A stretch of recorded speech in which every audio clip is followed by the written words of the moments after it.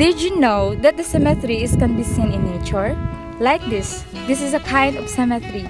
Take a look on this.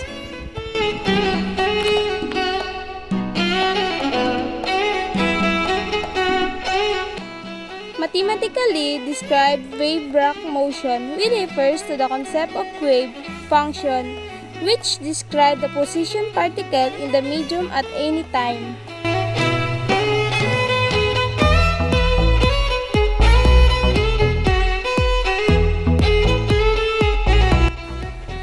Fibonacci sequence can be seen in the horn of this cow because it has two horns and the two numbers is belong to Fibonacci sequence.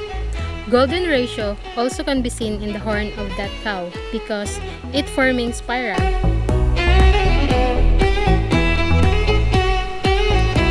This flower is considered as a Fibonacci because it has 5 petals and 5 numbers is belong to Fibonacci sequence.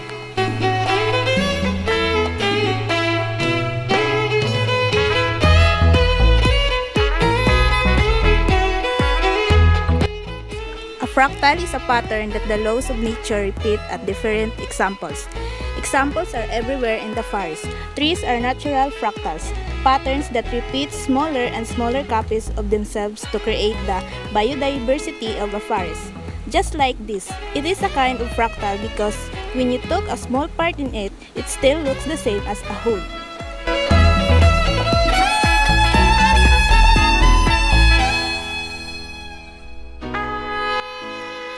Since the water level never falls above the level of the rock and gravel fills, it gives the appearance of the never-ending, infinite waterfalls.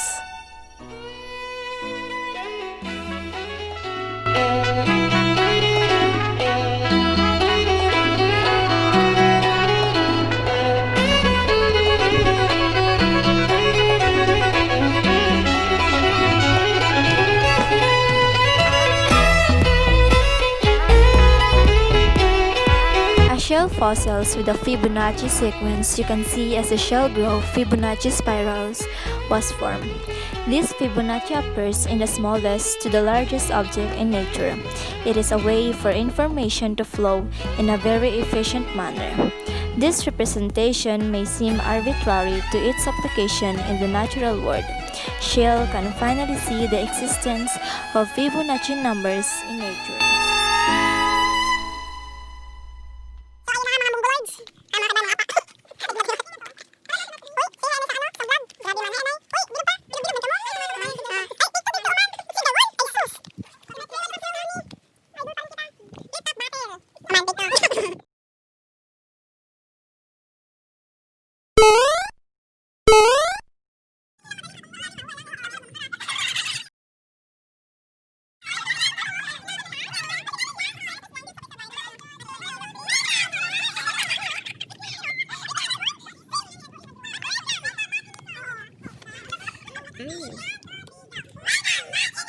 Mm.